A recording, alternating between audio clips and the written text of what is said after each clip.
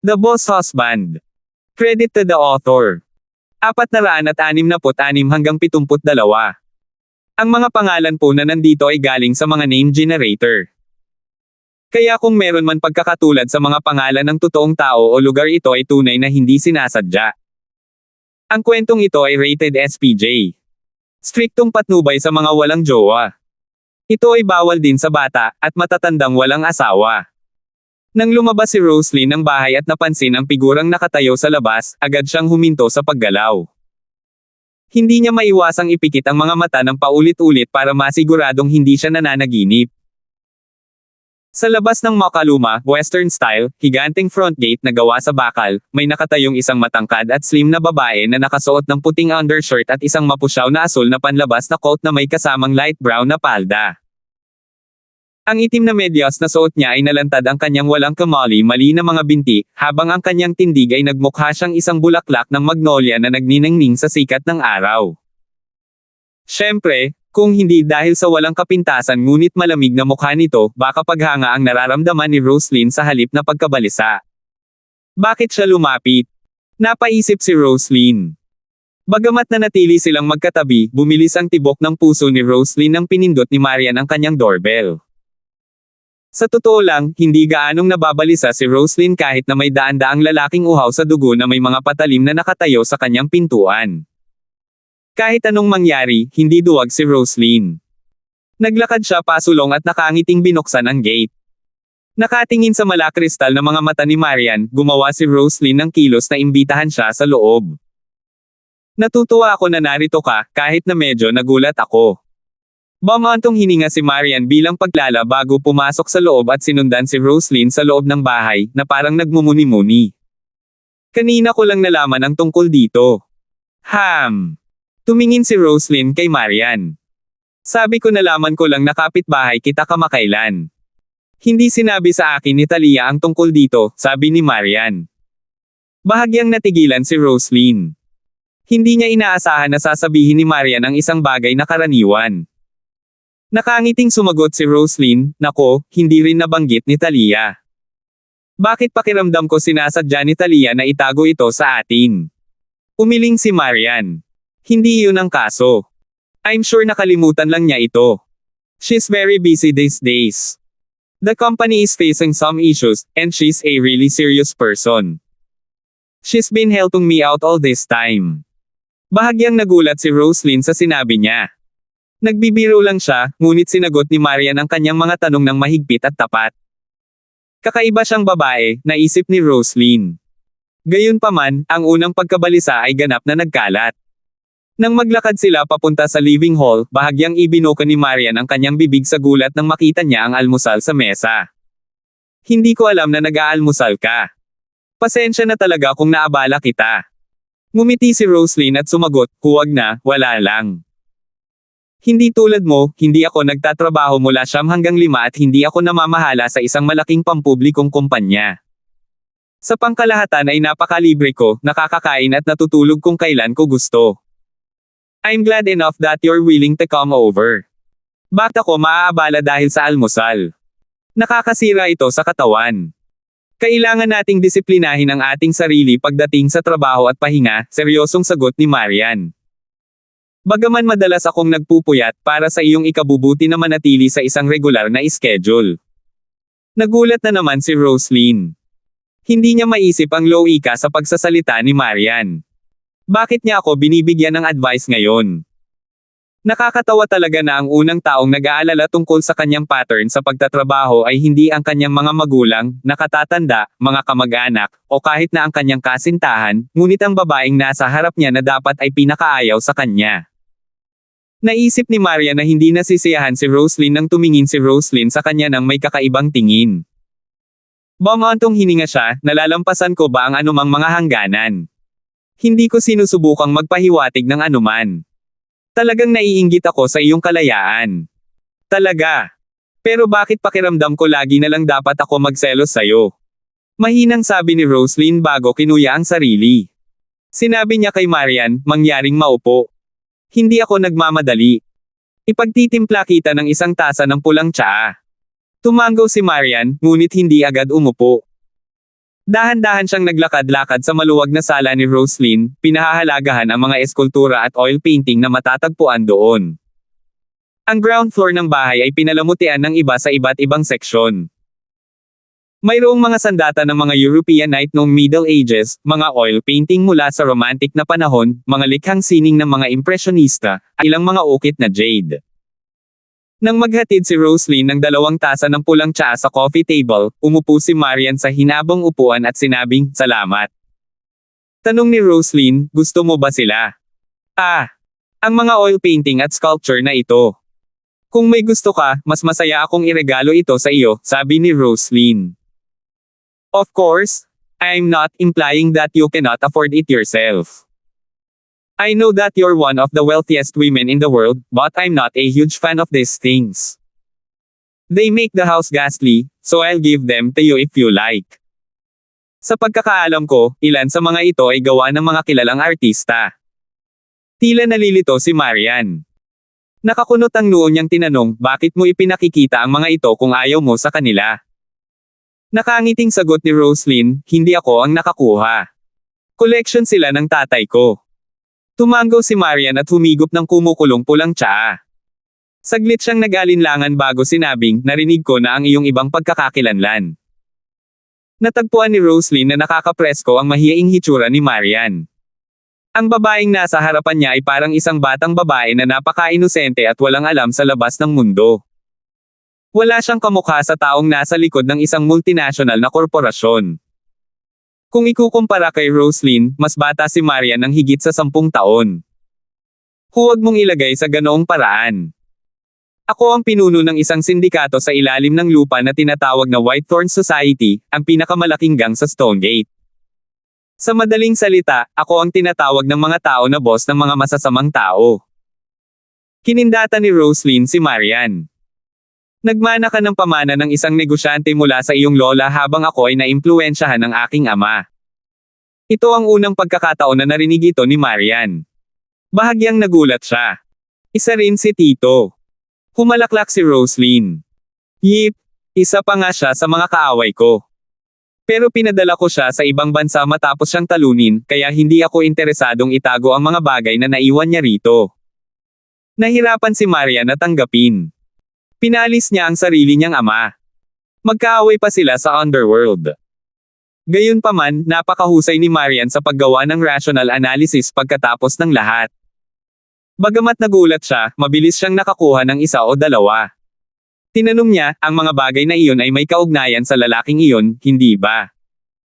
Sumimsim si Roslyn sa kanyang tsaa at tumigil sa pagngiti.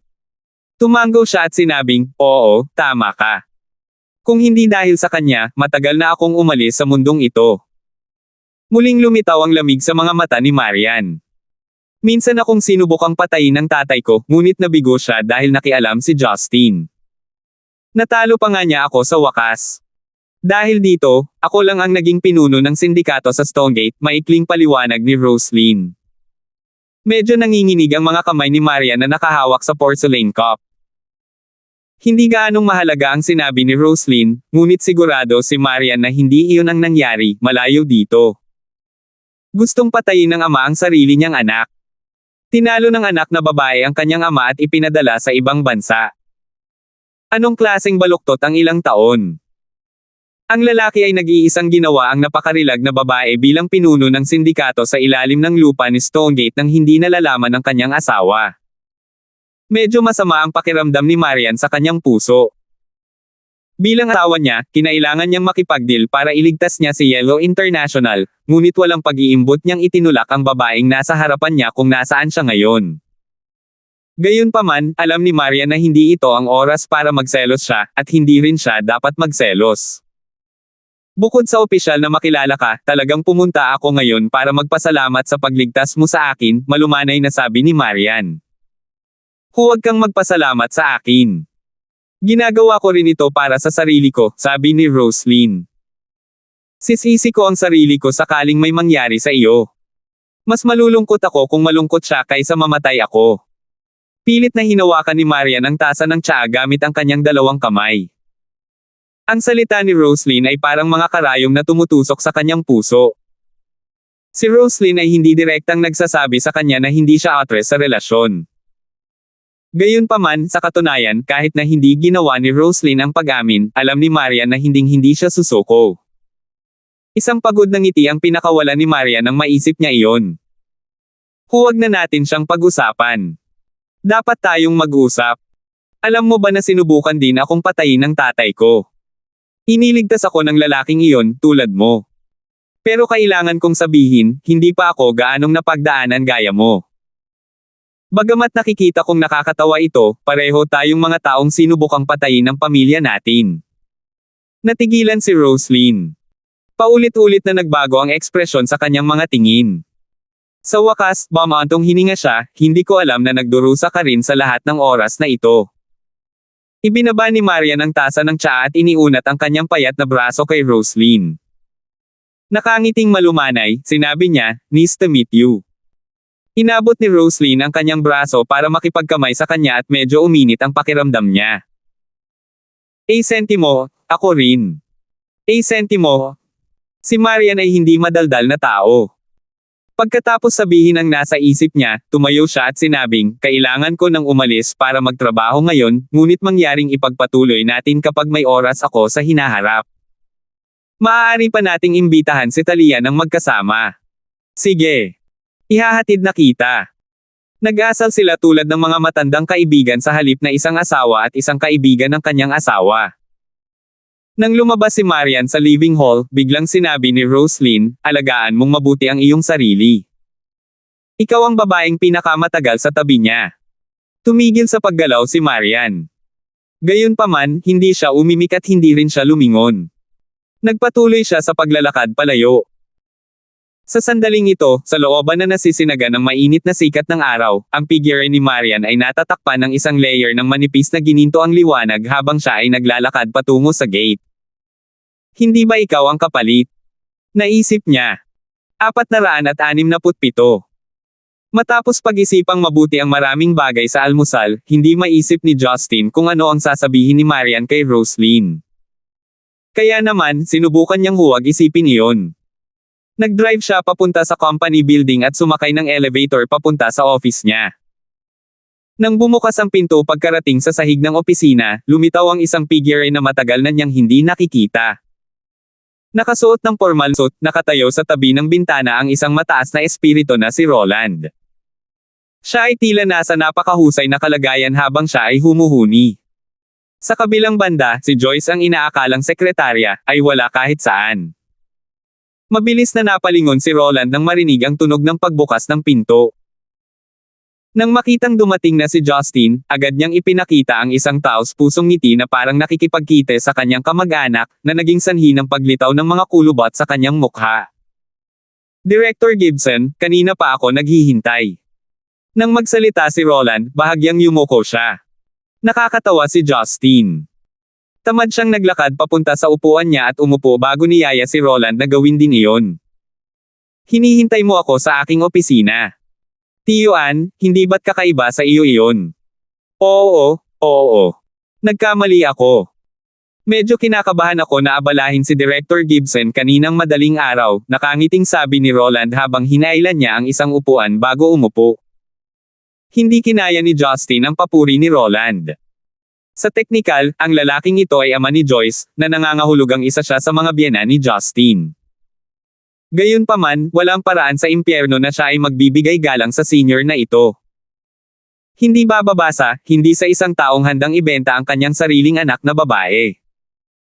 Isa pa, mula nang makilala niya ito, wala pa siyang nagawang halaga noon. Nadama ni Justin na ang pinakamalaking tagumpay ng lalaki sa kanyang buhay ay ang pagsilang ng isang mahusay na anak na babae.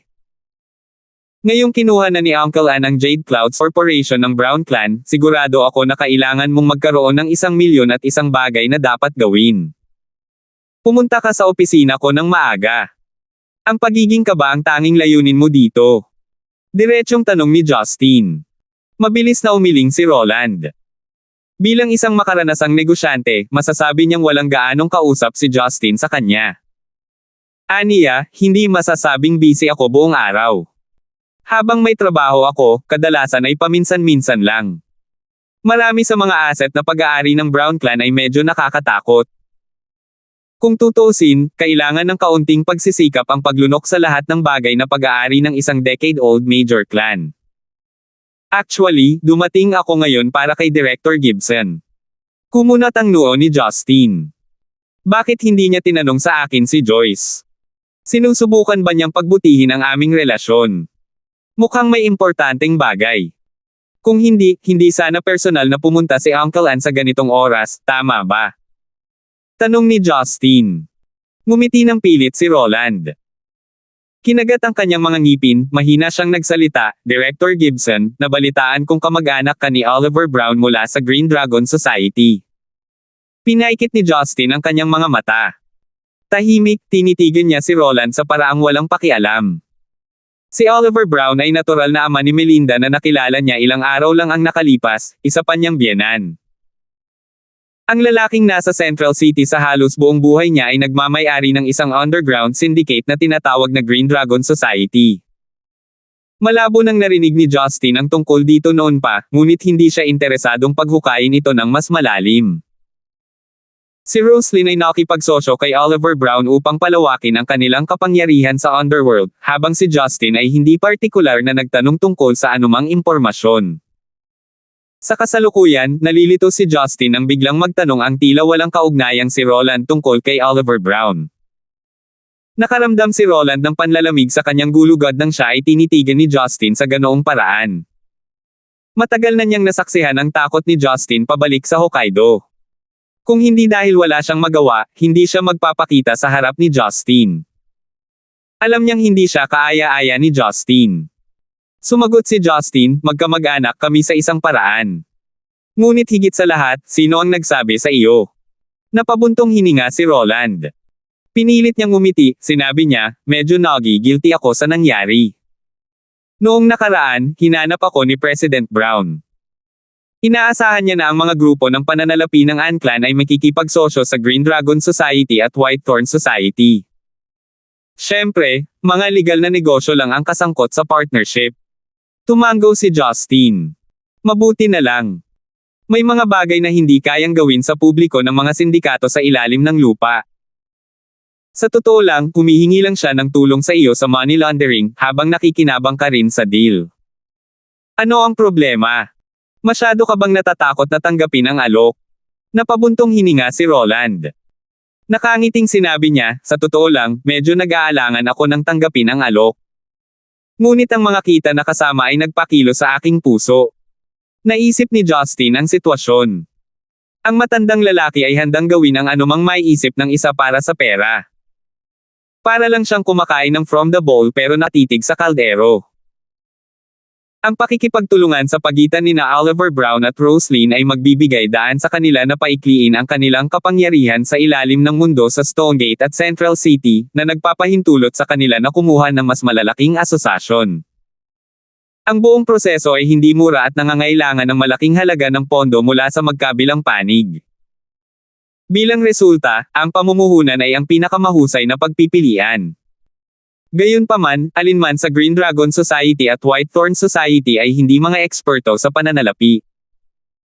Sa makatuwid, ang pakikipagsosyo sa isang pangunahing grupo ng pananalapi ang kanilang pinakamahusay na pagpipilian. Ang hindi kapani-paniwalang mayaman na Ann Clan ay naging kanilang pinakamahusay na target, hindi pa banggitin ang angkan ay hindi talaga kasali sa gobyerno. Dahil nabuhay ng maraming taon, si Roland ay kasing tuso ng isang Zorro. Batid niya na ang negosyo ng money laundering ay nangangahulugan ng napakalaking halaga ng kita. Siyempre, hindi niya inaasahan na mahulog ang makapal at matabang karne sa kanyang bibig. Gayunpaman, nahaharap siya sa mga lehitimong sindikato sa ilalim ng lupa. Kung pinili niyang sumali sa partnership, papasok siya sa blacklist ng gobyerno. Hindi tulad ng Japan, ang underworld ay hindi legal. Hindi tulad ng mga bansang Europeo at Amerika, ang Zenica ay may malinaw na impormasyon tungkol sa mga asosasyon sa ilalim ng lupa. Kung gusto ng gobyerno na mamatay sila, ang magagawa lang nila ay magtago sa mga butas. Mas nakakabahala, tutuparin ba ni Oliver ang kanyang pangako sa partnership? Ang mga batas ay mga salita lamang sa isang piraso ng papel sa mga taong ito. Kung ipagkanulo siya ni Oliver Brown, hindi magiging sapat ang lakas ng Anklan para lumaban. Pagkatapos na makilala si Pangulong Brown noong araw na iyon, palihim akong nagpadala ng isang tao upang tingnan ang background ng kanyang pamilya. Hindi nagtagal ay napansin ko na ang kanyang anak na babae ay tila may. Ang noo ni Roland ay nagbuga ng pawis. Pagkatapos ay nagpakawala siya ng isang matigas na ngiti bago nagpatuloy, ang isang magandang relasyon kay Director Gibson. Sinabi ni Justin, no need to be so nervous. Hindi ako short-tempered. Tama, si Melinda ang babae ko. Kanina pa ako kumain kasama ang pamilya niya. Kung gayon, kami. Tumingin si Roland kay Justin nang may mataas na inaasahan. Nagkibit balikat si Justin. Naiintindihan ko kung ano ang gusto mong sabihin. Maaari kang maging matapang na makipagsosyo sa Green Dragon Society at Whitethorn Society. Magpapakita ako kung may mangyaring masama. Ngunit si Theo Brown ay hindi ganoong klaseng tao. Hinding-hindi niya papatayin ang inahin para kunin ang mga itlog nito. Tungkol kay Roslyn, hindi mo rin kailangang mag-alala. Babae ko rin siya. Napalaki ang bibig ni Roland sa gulat. Nalaman na lang niya na ang presidente ng Whitethorn Society ay isa rin sa mga babae ni Justin. Ano yun? Nagulat ka ba? Nakangiting tanong ni Justin. Agad na itinikom ni Roland ang kanyang bibig bago mabilis na umiling. Humajejek siya bago sinabing, hindi. Normal para sa isang lalaking tulad ni Director Gibson na magkaroon ng maraming asawa. Tanging mga taong walang kakayahan ang mananatili sa isa magpakailanman. Inalis ni Justin ang ngiti sa kanyang mukha at malamig na tumingin kay Roland. Naramdaman ni Roland ang panginginig ng kanyang puso. Hindi niya namalayan ang pagkakamali sa kanyang mga salita. Tito Ann, kahit na mas malabog ako at maraming babae, ni minsan ay hindi ko naramdaman na walang kakayahan ang isang lalaki na nananatili sa isang babae. Si Joyce ang nag-iisang anak mo. Ganyan ka ba kalalim sa pakiramdam na mas maganda siya sa isang lalaki na maraming babae? Kung magkakaroon ako ng anak na babae, tiyak na hindi ako kontento kung ang lalaking hinahanap niya ay hindi ko kayang makipagkompetensya sa kanya. At least, hindi ko nararamdaman na ang pagpuri sa gawang ito ay tamang gawin. Sentimo. Hindi makapagsalita, si Roland ay natigilan saglit. Napayuko siya sa katahimikan. Maaaring pakiramdam mo na ako ay kumikilos na marangal. Ang ginagawa ko ay ganap na kabaligtaran sa sinabi ko pagkatapos ng lahat. Maniwala ka man o hindi, ito ang tunay kong iniisip, sabi ni Justin at ngumiti. Natapos ko nang sabihin ang lahat ng nasa isip ko. Papaalisin na kita kung wala ka ng kailangan. Oo, hindi mo na kailangan. Nagmamadaling tumayo si Roland at awkward na ikinaway ang kanyang kamay. Pagkatapos ay naglakad siya patungo sa pinto habang sinabing, maaayos ko na umalis mag-isa. Maaaring ipagpatuloy ni Direk Gibson ang iyong mga gawain. Nang buksan ni Roland ang pinto, si Joyce na nakasuot ng office attire ay nagkataong papasok. Saglit na nagkatitigan ang mag-ama. Pagkatapos ay tumalikod si Roland at tinapik ang balikat ni Joyce bago umalis. Pumasok si Joyce sa opisina at isinara ang pinto. Walang emosyon ang mukha niyang maputi. Pagkatapos ng magandang paglalakad papunta sa likod ni Justin, iniunat niya ang kanyang mga braso at niyakap ang leeg nito bago sumandal sa mukha nito. Nasiyahan si Justin sa parang orchid na pabango. Huminga siya ng malalim, tinanong niya, bakit bigla kang maarte? Parang hindi ito ang iyong estilo. Hindi natawa si Joyce sa biro ngunit sa halip ay kinagat ang kanyang labi. Sabi niya, narinig ko ang usapan niyo kanina. Sus, hindi ko alam na ang soundproofing ay hindi maganda ang ginawa dito, sabi ni Justin habang naglalagay siya ng isang malungkot na pagkilos. Orihinal na gusto ni Itay na tanungin kita sa halip. Tumanggi ako. Sa kabaligtaran, hiniling ko sa kanya na gawin ito sa kanyang sarili kung mayroon siyang lakas ng loob. Pakiramdam ko ngayon na ang paggawa nito ay ang tamang pagpipilian, kung hindi, hindi ako makikinig sa sinabi mo kanina, mahinang sabi ni Joyce. Ngumiti si Justin at tinapik ang pisngi ni Joyce. Sa sandaling ito, tumunog ang telepono ni Justin na nakalagay sa mesa. Masunaring binitawan ni Joyce si Justin at ibinigay ang telepono sa kanya. Gayunpaman, inihayag ni Joyce ang hitsura ng isang maliit na vixen nang makita niya ang pangalan sa telepono bago tumingin kay Justin sa mapanuksong paraan. Pinunasan ni Justin ang kanyang ilong at kinuha ang telepono. Pagkatapos ay sinabi niya, "Kumusta, Teresa, kumusta?" 468. Mula sa kabilang dulo ng linya, medyo tamad at pagod si Teresa. "Bakit? Kailangan ko bang mag-require ng mahalagang dahilan para tumawag? Hindi ba ako pwedeng tumawag dahil gusto ko lang?" "Hindi yun ang ibig kong sabihin, alam mo yun," walang magawang sabi ni Justin, habang walang ideya kung bakit palaging inaakala ng mga babae ang pinakamasama. Umalis si Joy sa opisina dahil ayaw niyang makialam sa kanilang usapan. "Nararamdaman ko na hindi mo ako sineseryoso. Ang Maple Group, ang kumpanya ko, ay naging mapagbigay sa pagbibigay kay Yellow ng maraming lugar para idaos ang kanilang audition. Hindi ba ako itinuturing na isa sa mga pangunahing sponsor para sa Star of Yellow? How dare you not invite me to the banquet kahapon?" Nagreklamo si Teresa. Si Justin ay tumawa ng awkward. "Wala lang, trust me. Ang mga ganyang party ay hindi mo naman eksena." Nahihiya si Justin na sabihin sa kanya na si Marian ang nag-iisang tagaplano para sa kaganapang iyon habang wala siyang masabi dito. Si Marian ay tutol sa katayuan ni Teresa. Nanatiling tahimik si Teresa saglit bago huminga ng malalim. Sabi niya, "Bumalik tayo sa bagay na nasa kamay, may isang bagay na sa tingin ko ay lampas sa aking mga kakayahan at kailangan ko ang iyong tulong para dito. Mukhang ikaw lang ang taong mapagkakatiwalaan ko at umaasa ako na maaari kang pumunta at ibahagi ang iyong mga saloobin sa iyong opinyon." Iniisip ni Justin kung ano ang maaaring nangyari sa kanya matapos marinig ang bigat ng kanyang boses. Mula nang makilala niya ito, maliban sa krisis sa bangko, hindi siya kailanman nagpakita ng kahinaan o takot. Pagkatapos ng lahat, kung gaano karaming mga bagay ang maaaring tunay na maging isang banta o potensyal na takot sa kanya, isang babae may malaking kayamanan at kagalang-galang na pangalan. Nang walang anumang pag-iisip, nagtanong si Justin, "Ano ang problema? Nasaan ka? Napakakomplikado nito.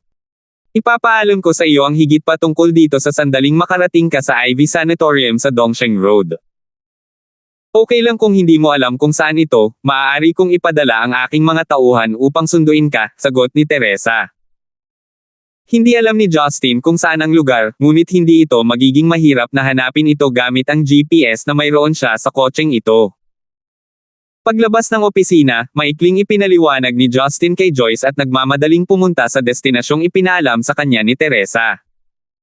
Hindi nagatubili si Justin kahit na ang relasyon sa pagitan nila ay palaging malabo.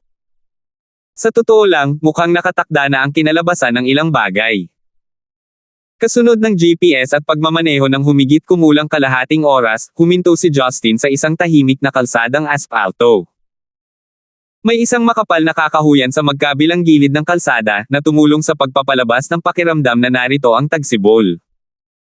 Walang masyadong sasakyan sa kalsada na may paminsan-minsang sasakyan dito at doon. Paminsan-minsan, may mga intersection sa kahabaan ng kalsada na pangunahing binubuo ng maliliit na museo at nursing home. Pagkatapos magmaneho ng ilang kilometro, nagmaneho si Justin sa medyo malawak na intersection na kalsada at sa dulo ng kagubatan ay nakatayo ang Ivy Sanatorium. Ito ay isang maliit, malinis at maliwanag na sanatorium ngunit ang kapaligiran doon ay lubhang kakaiba at elegante. Nadama ni Justin na ang Ivy Sanatorium ay naiiba sa iba pang ordinaryong nursing home. Nag-alinlangan si Justin na nagpapagaling si Teresa sa sanatorium na iyon dahil ito ay isang lugar para manatili ang mga matatanda. Habang papalapit si Justin sa sanatorium, nagulat siya sa kanyang nakita sa labas ng gate ng sanatorium. Bukod sa pagkakaroon ng ilang mamahaling sasakyan, mayroon pang 3 sasakyang pulis na nakapark doon, na kinumplito ng ilang gwardiya na nagbabantay sa lugar. Dumiretso si Justin sa pintuan pagdating at naramdaman niyang may hindi magandang nangyayari. 2 mabagsik na gwardiya ang humakbang para pigilan si Justin sa pagpasok. Sinabi ng isa sa kanila, "Pasensya na po, sir. Walang sino man ang pinapayagang pumasok sa sanatorium sa ngayon. Nandito ako kapag hiniling, kaibigan ni Boss Dawson." Napansin ni Justin na sila talaga ang pulis at maaaring ito ay isang kasong kriminal na iniimbestigahan nila. Nagkatinginan ng 2 opisyal bago kinuha ng isa sa kanila ang kanyang walkie-talkie at humingi ng mga tagubilin sa mga nakatataas. Matapos makakuha ng kumpirmasyon, pinahintulutan si Justin na makapasok sa sanatorium sa ilalim ng pagbabantay ng isang pulis. Naglalakad sa dalawang pasilyo sa unahan, nang si Justin ay nagsisimula ng mag-alala tungkol sa kinaroroonan ni Teresa, nakita niya ang isang pamilyar na figure na lumabas mula sa isang puting gusali. Si Teresa ay nakasuot ng simpleng paraan, na may lavender long-sleeved shirt at puting crop na pantalon. Ang simpleng kasuotan na isinuot niya ay ginawa siyang hindi gaanong kakilakilabot tulad ng nakaraan, samantalang binibigyang diin nito ang kanyang kagandahan at maturity, na mukhang isang tunay na kagandahan. Ang kanyang magandang mukha ay tila mapatla at pagod na pagod. Pinilit niyang ngumiti nang makita niyang pumasok si Justin. Kung wala ang mapuwersang ngiti na iyon, magmumukha siyang malungkot at nanlumo. Salamat sa pagpunta, naisip ko na kailangan kong maghintay ng ilang oras bago ka dumating. Ngumiti si Teresa. Anong nangyari? Tanong ni Justin na nakakunot ang noo. Maputlang ngumiti si Teresa, mukhang napakahina. Sumama ka sa akin. Habang lumiko si Teresa at nangunguna sa daan, sumunod si Justin at pumasok sa puting gusali. Pagpasok sa koridor, nakita ni Justin ang mga pulis sa silid na naglalakad pabalik-balik na parang may iniimbestigahan. Dahan daw ang ipinaliwanag ni Teresa ang kasaysayan ng Ivy Sanatorium kay Justin. Ang Ivy Sanatorium ay isang maliit na tatak na pag-aari ng Maple Group na itinayo upang mapaunlakan ang mga tao sa katimugang lugar ng mga lungsod. Hindi gaanong pinapasok dahil ang nursing home na ito ay isa lamang na may mga customer na may mataas na katayuan at sikat tulad ng mga lumang celebrity at politiko. Ang sangay ng Stonegate ay may humigit kumulang 10 matandang lalaki na nananatili doon. Kumpleto ang sanatorium sa mga makabagong pasilidad, at maging ang ilan sa mga karaniwang kagamitan sa ospital, kabilang ang isang surgery room at isang emergency room sakaling kailanganin nila ito. Habang nagpapaliwanag, dinala ni Teresa si Justin sa ikalawang palapag. Hindi kalayuan sa kanila ay may isang silid na kinulong ng mga pulis, na nakaharang sa pangunahing pasukan nito. Noong nakaraang linggo, dinala rin dito ang aking lolo para sa pagpapagaling, sabi ni Teresa. Si Justin na nakatingin sa silid na napapalibutan ng mga pulis ay nagtanong, ang iyong lolo? Ang ibig mong sabihin ay ang pinuno ng iyong angkan ng Dawson. Naalala ni Justin na minsang sinabi ni Teresa na ang Dawson clan ay isa sa 4 na pinakamalaking clan sa Central City. Ang master ng clan ay ang kanyang lolo, si Zygmunt Dawson. Gayunpaman, nakita ni Justin na kakaiba na ang master ng Dawson clan ay ipinasok sa isang nursing home. Oo. Tumango si Teresa. Naaalala mo pa ba na medyo matagal akong wala sa nakalipas na 2 buwan? Sa katunayan, ito ay dahil sa Zenaiken New Year, at ang isa pang dahilan ay dahil sa aking lolo. Siya ay may sakit sa pag-iisip at medyo hindi matatag. Ako ay nababalisa kaya bumalik ako sa Central City upang suriin ang pinakabagong sitwasyon. May Alzheimer's disease ba si Master Dawson? Tanong ni Justin dahil hindi siya makapagpigil. Kung iyon lang, hindi ko na kailangang mag-alala tulad ng mayroon ako. Binigilan ni Teresa ang kanyang lakad habang sinabi niya kay Justin ang tungkol sa pinagmulan ng kwento. Ilang taon na ang nakalipas, nagsimulang mag-space out si Master Dawson at paminsan-minsan ay nawawala ng mga alaala. Sa simula, inakala ng lahat na Alzheimer's disease ang dahilan. Ngunit nang maglaon, ang parehong mga phenomena ay nangyari ng mas madalas kaysa sa isang regular na sakit na Alzheimer. Nagsimula itong makatawag ng atensyon ng mga tao sa bahay. Iyon ang dahilan kung bakit nagsimulang mag-alala si Teresa at bumalik sa Central City ng higit sa 2 buwan, iniwan ang kanyang trabaho sa isang tabi. Kahit na matapos ang medical check-up, nabigo ang doktor na matukoy ang anumang sakit maliban sa Alzheimer's disease. Para siyang nabaliw ng wala sa oras. Hindi naalala ng matanda na siya ay may sakit, ngunit nagsimula siyang maging masungit, nanlulumo at dahil dito, ayaw magsalita. Noong nakaraan, ang estado ng pag-iisip ng matanda ay nasa ganap na kaguluhan na nangangailangan ng isang tao na patuloy na magbabantay sa kanya. May mga pagkakataong sinubukan niyang tumalon sa gusali at iuntog ang ulo sa dingding. Ito ay isang himala na siya ay ligtas at maayos pa. Malamang na makredit iyon sa mga taong nanunood sa kanya. Dahil sa pamantayang medikal sa bansa, nagpasya si Teresa na kumuha ng isang kilalang psychiatrist na si Professor Andre na nagtapos sa Johns Hopkins University upang gamutin ang kanyang lolo. Bilang isa sa pinakakagalang-galang na psychiatrist sa mundo, kinailangan siya ni Teresa na mag-alok ng malaking halaga ng kabayaran upang mahikayat siyang pumunta para sa isang pasyente lamang. Tulad ng kasabihan ng mga inchik, hindi hinuhugasan ng isang tao ang kanilang maruming linan sa publiko. Awkward na ngumiti si Teresa habang idinagdag, hindi ko nabanggit ang problemang ito sa sinuman. Sana ay mapatawad mo ako sa hindi ko pagsasabi sa iyo. Umiling si Justin. Of course I will. This is very normal for you to do so. Anyway, ano ang sinabi ni Professor Andre tungkol sa medical check-up? At bakit ang daming pulis na gumagala sa lugar? Ano ang nangyayari? Inihayag ni Teresa ang sakit at galit sa kanyang mga mata habang pinipilipit niya ang kanyang mga kilay. Napakahusay na doktor ni Professor Andre. Nalaman niya kaagad na may mali at nakipag-usap sa akin ng pribado. Sinabi niya sa akin na plano niyang pag-usapan ang tungkol sa kalagayan ng aking lolo sa kanyang mga dayuhang kasamahan. Gayunpaman, natagpuan ng isang medikal na staff na patay na si Professor Andre sa kanyang silid kaninang umaga. Habang nagkukwentuhan ay nakarating na silang dalawa sa kwarto ni Professor Andre. Ang dilaw na lining sa labas ng silid ay hamarang sa kanila sa pagpasok. Gumagamit ang ilang pulis ng ilang uri ng apparatus para mangolekta ng ebidensya dahil may isa pang malaking lalaki na naka-casual outfit na nagmamasid sa pinangyarihan ng krimen. Si Justin, sa malalim na pag-iisip, ay nagtanong, bakit mo ako inimbitahan noon? Natatakot ka ba sa ideya ng posibleng banta sa angka ng Dawson at hindi mo alam kung sino ito? Kaya naisip mo ako na hindi ka nang ahas humingi ng tulong sa iba. Well, maswerte para sa iyo na ako ay bihasa sa mga misteryong tulad nito. Ako ay nagpapaunlad ng mga negosyo ng Dawson clan sa Stonegate sa loob ng ilang taon at marami akong kakilala. Bagamat mayroon akong napakalawak na social network, ikaw lang ang magaling sa paglutas ng mga kasong tulad nito, pahayag ni Teresa. Kahit na may ibang tao na magaling, sigurado akong hindi pa rin sila kapantay ng kakayahan ko, sabi ni Justin. Tahimik na tumango si Teresa bago sinabing, buong umaga nandito ang mga pulis ngunit mas maganda ang kalagayan nila kaysa noong una silang dumating. Ang tanging nakalap lang nila ay nalasan si Professor Andre. Ano at paano pa rin ang mga misteryo sa pulisya? At saka sobrang strict ng sanatorium namin sa pagkontrol sa diet ng mga pasyente.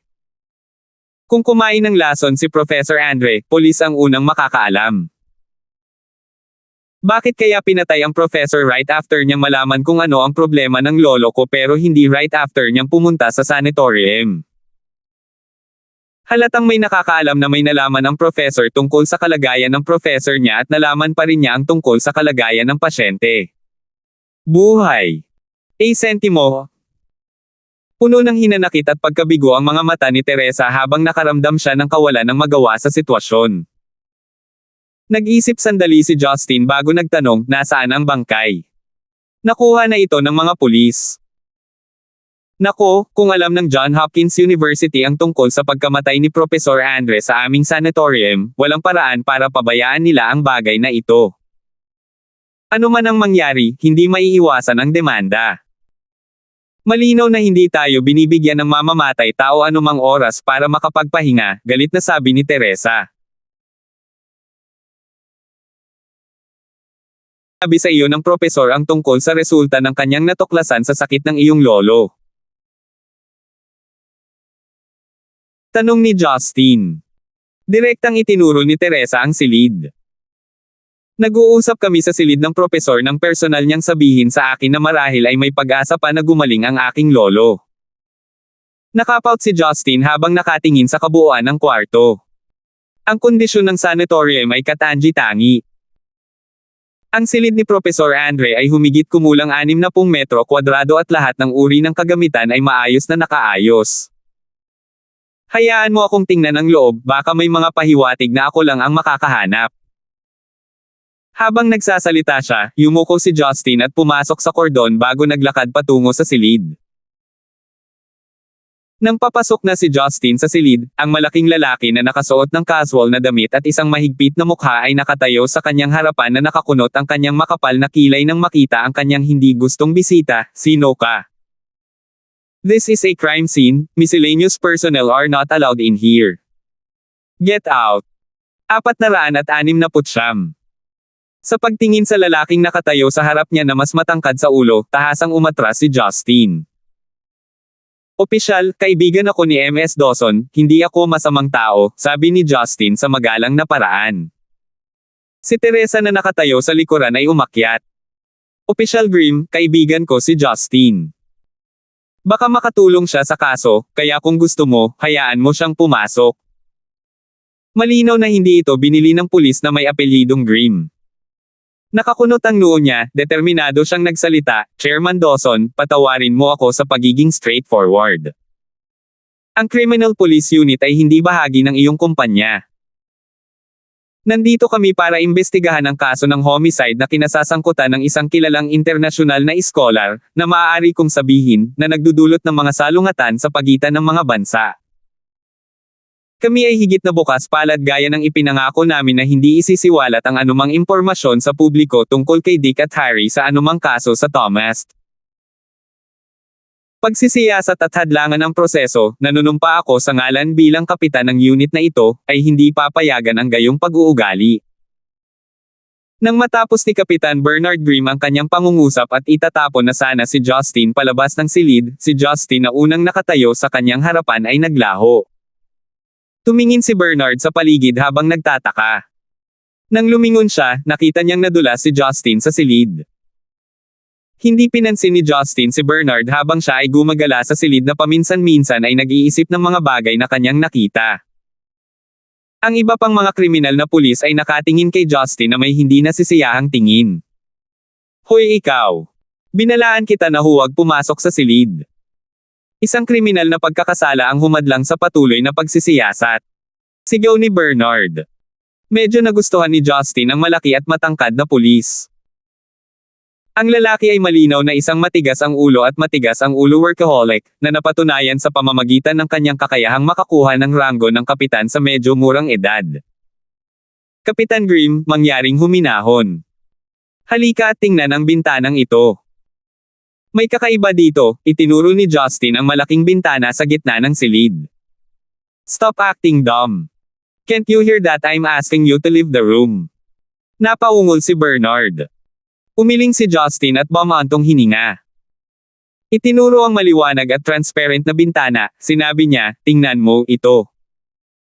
Nakikita mo ba ang isang uri ng half-transparent na pandikit sa may siwang sa kaliwang bahagi ng bintana?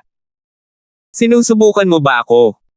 Sa pagtingin kay Justin na binabaliwala siya, si Bernard ay nagalit ng dumiretso ito sa kanya. Iniunat niya ang kanyang kamay na parang haligi at sinubukang hilahin si Justin palabas ng silid. Gayunpaman, naiwasan ito ni Justin bago nagawang hawakan ni Bernard ang kwelyo ng kanyang shirt. Lumitaw si Justin sa likod ni Bernard sa isang iglap na naging dahilan upang masilaw ang lahat sa kanyang husay. Isang kamay mula sa likod ang humawak sa balikat ni Bernard. Napatulala si Bernard sa hindi inaasahang pangyayari. Bahagyang idiniin ni Justin ang kanyang balikat, dahilan upang ang kanyang katawan ay tumagilid ng hindi mapigilan bago bumagsak sa lupa. Iniklik ni Justin ang kanyang dila at tumingin kay Bernard. Tingnan mo, Opisyal Grimm, hinahangaan kita sa pagiging isang maalab na pulis. Ngunit pakiusap, ingatan mo ang iyong kawalang ingat. Hindi mo maaaring labanan ang lahat ng hindi mo gusto. Kailangan mong malaman kung sino ang iyong pinipili. Nang matapos ang kanyang mga salita, tumalikod si Justin at naglakad patungo sa bintana bago iniunat ang kanyang kamay sa labas at inabot ang maliit na siwang sa gilid ng bintana. Ang lahat ng mga pulis na nasa silid, kabilang si Bernard sa sahig, ay natigilan sa hindi makapagsalita. Kilala nila si Justin na nagpahayag ng kanyang kakayahan ay hindi ordinaryong tao. Ang lahat ng mga pulis ay nakatanggap ng propesyonal na pagsasanay dati. Si Bernard na may higit sa 10 taong karanasan sa pagharap sa mga kriminal ay nakilala na ang iba't ibang mga individual na may mataas na kasanayan. Gayunpaman, iyon ang kanyang unang pagkakataon na makatagpo ng isang taong maaaring sugpuin siya sa sahig. Higit pa rito, hindi yumuko si Bernard na nakakuha ng black belt sa judo. Si Teresa na nakatayo sa tabi ng pinto ay tumawa. Ang inis sa mukha niya na dulot ng katigasan ng ulo ni Bernard ay tuluyan nang nawala. Ang lahat ay nakatingin kay Justin sa tulalang paraan habang tinatanggal niya ang pandikit mula sa gilid ng panlabas na bintana. Ang malabo na puting pandikit ay humigit kumulang 10 sentimetro ang haba. Sa tingin ko ang pinakabuod ng kaso ay nauugnay sa pandikit na ito, nakangiting sabi ni Justin. Walang pakialam ang ibang mga pulis kung paano nahulog sa lupa ang kanilang kapitan. Ang isa sa kanila ay nagtanong, ano iyon? Hindi ba iyan ang pandikit na ginagamit sa pag-immobilize ng salamin sa bitana? Siyempre hindi. Hindi ba ninyo nalaman na ang pandikit dito ay kulay itim para sa ilang kadahilanan? Bakit may ganito sa labas ng walang magandang dahilan? Sabi ni Justin. Wala namang kakaiba dito. Ordinaryong basura sa construction. Inis, pulang-pula ang mukha ni Bernard. Bumangon siya sa lupa at tinapik ang kanyang likuran. Si Bernard ay medyo matigas ang ulo ngunit hindi siya tanga. Alam niya na hindi niya kayang harapin si Justin at maaari lamang siyang manood habang ginagawa niya ang gusto niya. Ikinaway ni Justin ang kanyang kamay. Official Grim, kung totoo iyan, hayaan nating tukuyin ito ng iyong mga kasama mula sa Departamento ng Pananaliksik. Kumunat ang noo ni Bernard. Sinenyasan niya ang dalawa sa kanyang mga nasasakupan na suriin ang pandikit na hawak ni Justin. Sa pagtingin sa kanyang mga mata, halatang hindi siya naniniwala na may kakaiba sa pandikit. 2 pulis ang humakbang at tinanggap ang item mula kay Justin. Matapos suriin ng detalyado ang pandikit, nalaman nila ang isang espesyal na bagay tungkol sa pandikit. Agad silang kumuha ng gunting at pinutol ang pandikit. Ano ito? Sigaw ng 2 pulis. Kahit na ang iba pang mga opisyal ng pulisya ay masasabi na may mali sa bagay na iyon. Ang nagtatakang tanong ni Bernard, ano ang nangyari? Ano ang nasa pandikit? Ang isa sa mga pulis ay nagbigay kay Justin ng kakaibang tingin at pagkatapos ay agad na kinuha ang mas maliit na bahagi ng pandikit na kanyang pinutol kay Bernard. Tiningnan ni Bernard na maigi at natuklasan na ang hindi nakikitang glue strip ay naglalaman ng isang payat na bagay na kulay pilak na may metal na kinang. Ano ang bagay na ito? Tanong ni Bernard dahil hindi pa siya nakakita ng ganoong bagay. Umiling ang ibang mga pulis. Bagamat alam nila na ang bagay ay kahit papaano ay may kaugnayan gaya ng hindi karaniwan, hindi nila alam kung ano ito. Kung hindi ako nagkakamali, kinuha ni Justin ang tanong at sumagot, ito ay dapat na isang nangungunang teknolohiya na nakabatay sa bulsa na bag. Papayagan nito ang may-ari nito na makinig sa mga pag-uusap na nagaganap sa malapit hanggang sa isang partikular na lugar sa pamamagitan ng panginginig ng boses ng mga bagay sa paligid nito. Ayon sa modelong ito ay medyo kamukha ng MLK-760 na ginagamit ng militar ng US. Ang mga bagay na ito ay hindi makukuha ng kahit sino. Ang FBI ay may anumang bagay na malapit sa nangungunang teknolohiyang ito, gayunpaman, ang MLK-760 ay isang aparato sa pakikinig na eksklusibong ginagamit ng militar ng US, nahihirapan akong paniwalaan na ito ay lumilitaw sa isang lugar na tila may na-upgrade na paraan ng paglalagay na maaaring magamit para sa pag-eavesdrop sa goma sa pamamagitan ng mga panginginig ng boses, na ginagawang mas madaling itago ito. Nagulat si Bernard sa sinabi ni Justin. Pagkaraan ng ilang sandali, ngumuso si Bernard. Sigurado ka ba sa iyong mga salita? Isang pocket-based na bug. US military. Kahit ang FBI. Sinasabi mo bang alam mo ang lahat ng ito? Haha. Siyempre hindi ako 100% sigurado dito. Gayunpaman, Officer Grimm, maaari mong tingnan ito. Nakangiting sabi ni Justin. Captain, tila ito ay isang aparato sa pakikinig. Ang isa sa mga pulis ay nagdala ng isang mahabang eavesdropping device searcher at iniskan ang kulay pilak na bagay. Gaya ng inaasahan, isang banayad na signal ang ipinadala mula sa naghahanap ng device. Pinalakpak ni Justin ang kanyang kamay at tumawa. Maaari itong mahihinuha na ito ay isang aparato sa pakikinig. Gayunpaman, ang modelo ng MLK ay naimbento noong 1 taon habang ang iyong naghahanap ng aparato ay ginawa 5 taon na ang nakaraan. Ito ay magiging imposible para sa iyo na mahanap ito. Ngumuso si Bernard na namumula ang mukha at namumutla ng salit-salit. Tama ang nahulaan mo, kahit na naniniwala akong nanghuhula ka ng walang taros. Kung wala nang iba pa, mangyaring huwag sumabad. Haharapin natin ang pinangyarihan ng krimen. Tungkol sa kagamitan sa pakikinig, iimbestigahan ito ng mga pulis. Si Justin ay hindi nag-abalang makinig sa kanya. Nagbibigay ng ilang mga pag-iisip, sabi niya. Ang pinakamalaking bentahe ng listening device na ginagamit ng militar ay ang maliit nitong surface area na madaling maitago. Gayunpaman, ang mga disadvantages ay halata rin na sentimo, ang limitadong signal transmission range nito, na 1 kilometro lang para sa MLK 760. I guess even the modified version wouldn't have a range that exceeding 2 kilometers. Bilang karagdagan sa sanatorium na ito, there wouldn't very good place that I hired place. Kilometro, maaari mong mahanap ang mga kagamitang ginagamit upang matanggap ang mga senadoryas na ito. Naging inspirasyon si Bernard matapos marinig ang sinabi ni Justin. Utos niya sa isang pulis sa mahinang boses. Kumuha ng ilang lalaki at magsagawa ng blanket search sa loob ng 2 kilometrong radius.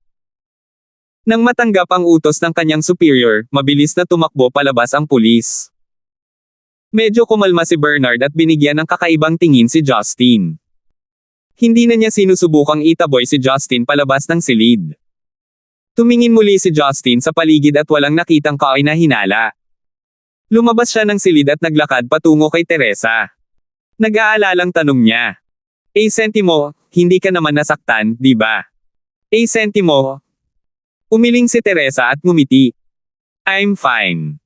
May ilang bodyguards akong pinoprotektahan ng palihim. Ano ang dapat nating gawin sa ngayon?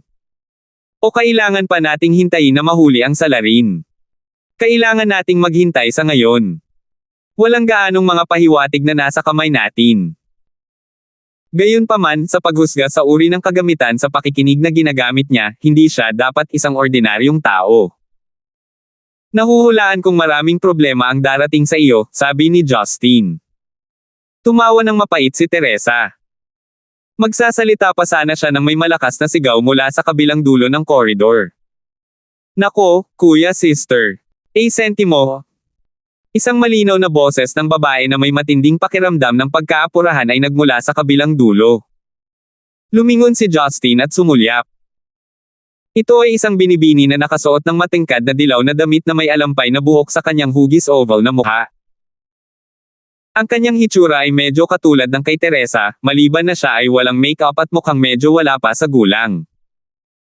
Gayunpaman, siya ay itinuturing na isang magandang dalaga. Amelia, anong nangyari? May nangyari ba kay Lolo? Nag-aalalang tanong ni Teresa. Ang babaeng may pangalang Amelia ay dapat na kapatid ni Teresa. Humihingal ang kanyang hininga habang tumatakbo siya papunta kay Teresa. Ang kanyang matubig na mga mata ay nanginginig sa luha habang sinasabi niya, Elder sister, narito si Harris. Binisita niya si Lolo sa kanyang patio. Mukhang na-stimulate niya si Lolo at sinusubukan niyang iuntog muli ang kanyang ulo sa dingding. Gusto niya rin akong sakalin, natatakot ako. Namutla ang mukha ni Teresa. Harris Dawson. Hindi ba siya nasa Central City? Bakit siya nandito sa Stonegate? Kumusta ang kalagayan ni Lolo ngayon? Hindi ko alam ang dahilan ng kanyang pagbisita. Nang makarating ako, sinisikap ng mga doktor at nurse na protektahan si Lolo. Kung hindi umalis si Harris, hinding-hindi matatahimik si Lolo, kaya tumakbo ako para sa iyo, walang magawang sabi ni Amelia. Nalito si Justin. Sino si Harris? Hinigpitin ni Teresa ang kanyang mga kilay at sinulyapan si Justin na may mahinang tingin. Alam kong marami kang tanong. Sabay na tayo, sasabihin ko sa iyo ng detalyado. Natural na hindi tinanggihan ni Justin ang kanyang kahilingan. Kung tutuusin, nasangkot na siya sa kaso at kailangan niyang asikasuhin ang gulo hanggang sa huli. Oo naman. Baka makakahanap din ako ng mga bagong pahiwatig sa pamamagitan ng pagkikita rin ng matanda. 470. Nagmamadaling pumunta si Justin sa bahay ni Master Dawson kasama si Teresa upang sana ay subukang mas maunawaan ang sitwasyon. Si Zygmunt ay may 3 anak na lalaki at 2 anak na babae, habang ang kanyang mga kapatid ay may kanya-kanyang anak. Ang angkan ng Dawson ay may malaking puno ng pamilya. Hindi bababa sa iyon ay maliwanag. Si Teresa ay ang panganay na apo ni Zygmunt, isang kapatid ng malaking bibig na si Joshua. Sa kabilang banda, ang batang babae na si Amelia Dawson ay ang nag-iisang anak na babae ng ikatlong tiyuhin ni Teresa, na nagkataong bunso sa angkan. Kasunod ng pagre-retiro ni Master Dawson sa gobyerno, ang Dawson clan ang naging pinakamabilis na umuunlad sa 4 na pangunahing angkan. Bilang panganay na apo, natanggap ni Teresa ang pinakamalaking piraso ng cake mula kay Master Dawson, bilang nag-iisang tagapagmana ng Maple Group. Gayunpaman, hindi ipinasa ni Master Dawson ang lahat ng kanyang awtoridad kay Teresa lamang. Ibinigay niya ang isang malaking bilang ng mga ari-arian mula sa Hilaga at Central City sa kanyang panganay na apo, si Harris, na ipinanganak ng kanyang pangalawang panganay na anak. Ang mga pagpipiliang ito ay bunga ng pananampalatayang mayroon siya kina Teresa at Harris at ang potensyal na nakita niya sa kanila. Binibigyan niya ang 2 apo niya ng pagsubok para hatulan kung sino ang mas mahusay sa pamamahala ng negosyo bago piliin ang alinman sa kanila para maging susunod na master ng Dawson clan. Ito ay dahil sa kanyang ginawang pagbanggit sa 2 posibleng tagapagmana na naging sanhi ng pagiging unstable ng clan sa loob. May mga taong nakayo sa gilid ni Teresa, habang may iba pang umalalay kay Harris. Bukod dito, ang isang bahagi ng mga miyembro ay hindi nasisiyahan sa pag-aayos ni Master Dawson at sa gayon ay nabubuhay ang kanilang mga araw sa pagtatangkang magdulot ng pinsala sa guro. Ang salungatan sa loob ng clan ay naging mas maliwanag pagkatapos ng pagtanda ni Master Dawson. Gayunpaman, walang magawa si Master Dawson laban sa sitwasyong ito kahit na gusto niyang lutisin ang isyu. Katulad noong sinaunang panahon, tiyak na lilito ang mga problema kapag ipinasa ng mga emperador ang kanilang kapangyarihan sa susunod na henerasyon. Hindi lahat ay maaaring maupo at manood habang ang pinakakilalang titulo na maaari nilang makamit ay naipasa sa iba maliban sa kanilang sarili. Ang dahilan kung bakit bihira akong bumalik sa Central City ay dahil, ayaw kong makita ang 2 mukha na mga tao mula sa aking angkan at harapin ang kanilang mga panunuya at panunuya. Hindi rin para sa aking pinakamahusay na interes na makipag-away sa kanila. Naisip ko na kailangan ko lang na asikasuhin ang mga operasyon ng Maple Group sa Timog, at si Lolo ay gagawa ng isang matalinong desisyon. Hindi ko lang inaasahan na malutas ni Lolo ang isang malaking paraan. Nagsimulang lumitaw ang mga hindi kinakailangang problema sa magkabilang panig, sabi ni Teresa habang naglalakad kasama si Justin. Si Justin ay hindi masyadong nagulat. Karaniwan na ang mga ganitong drama na nagaganap sa mga pangunahing angkan. Ano ang tungkol sa lalaking si Harris? Lumitaw ang galit sa matikas na mga mata ni Teresa. Talagang magaling siyang manager, pero hindi ko siya gusto. Hindi dahil hinayaan siya ni Lolo na makipagkompetensya sa akin. Kinamumuhian ko lang ang kanyang walang kabuluhang ugali. Maiintindihan mo rin kaagad. Galit na sinabi ni Amelia na nasa tabi nila, elder sister, pakiramdam ko si Harris ang nasa likod ng biglaang pagkakasakit ni Lolo. Halatang halata na sa tingin niya ay may kinikilingan si Lolo at nagplano nito dahil sa selos. Siya ang uri ng tao na gagawin ang lahat sa sinuman para sa pera. Amelia, hindi katalinuhan na magtapos ng walang patunay. Gaano man tayo kagalit sa kanya, hindi tayo dapat mabilis na magdesisyon. Umiling si Teresa at bumantong hininga. Nakapout si Amelia ngunit mukhang may tiwala siya sa kanyang sinabi. Pagkaraan ng ilang sandali, dumating ang 3 tao sa isang tahimik na patio. May malinis at maayos na damuhan na nakatanim na may ilang puno ng maidenhair. Ang patio ay mukhang isang makalumang sehiyuan, ngunit may modernong disenyo. Naglabas ito ng pakiramdam ng mataas na uri ng aura. Isang pribadong ward para sa mayayaman. Tip ni Master, ang sehiyuan ay isang makasaysayang uri ng paninirahan na karaniwang matatagpuan sa buong Zeneca. Sa paghakbang sa courtyard, narinig ni Justin ang isang paos na sigaw na nagmumula sa isang lalaki. Ken, Huwag kang umalis. Huwag kang umalis. Isang payat at puting buhok na matandang nakasuot ng isang set ng cotton pajama ang makikitang hinihila ng dalawang matatangkad na nurse. Gayunpaman, sinisikap pa rin niyang sumugod para maabot ang isang lalaking nakayo sa malapit na para bang nawalan siya ng malay. Ang lalaking iyon ay mukhang nasa 30s. Nakasuot siya ng itim na casual suit. Matangkad at matipuno ang pangangatawan, maayos na sinukli ang buhok habang matatalim ang tabas ng mukha, dahilan para magmukhang lalaki talaga. Gayunpaman, ang mapangasar ng ngiti sa kanyang mukha ay kasuklam-suklam. May nakatayong isa pang lalaki at isang babae sa likod niya. Parehong nakasuot ng puting kamisete at itim na terno, sila ay tila kanyang katulong at driver. Harris Dawson, sa tingin mo ba ay wala pa si Lolo sa isang masamang sitwasyon? Sigaw ni Teresa sa lalaking iyon pagkapasok sa lugar. Lumingon si Harris at tumawa nang makita niya si Teresa. Nagtataka ako kung bakit tumakas ang brat na si Amelia. Kaya pumunta siya para humingi ng tulong. Teresa, bagamat ikaw ang aking nakatatandang pinsan, walang dahilan para pigilan akong bisitahin ang aking lolo nandyan. Pumunta ako dito mula pa sa Central City para lang makita kung ano ang kalagayan ni Lolo. Di ba sabi mo nag-imbite ka ng isang profesional para pakinggan si Lolo? Bakit mas matindi ang kanyang karamdaman kaysa kailanman? Napuno ng paghihirap ang mga mata ni Teresa. Malamig niyang sinabi, isipin mo ang sarili mong negosyo. Ngayong binisita mo na si Lolo, maaari kang umalis sa lugar na ito. Sok! My great elder sister, why are you treating your younger brother who just want to visit his senior this way? You could have at least asked me to stay for lunch or something. Inalog ni Harris ang kanyang daliri. Sa sandaling ito, tahimik at dahan-daang naglakad si Justin papunta kay Master Dawson na hindi pa umalma. Habang pinagmamasdan ng dalawang nagulat na nurse, bahagyang hinawakan ni Justin ang likod ng leeg ng matanda. Sa isang kisap mata, tumigil sa pagsigaw ang matanda. Pagkatapos ay malabo siyang bumalik sa kanyang wheelchair bago nakatulog. Si Teresa at Harris na nasa gitna ng pagtatalo, nakasimangot habang nakatingin kay Justin. Namayani ang katahimikan. Itinaas ni Justin ang kanyang ulo na may mahinang ngiti. Huwag kang mag-alala, pinapahinga ko lang siya saglit. Mukhang magagamit niya ito. Magpahinga na rin tayo, di ba? Tanghal iyan na. Tumingin muli si Harris kay Justin na may kakaibang mga mata.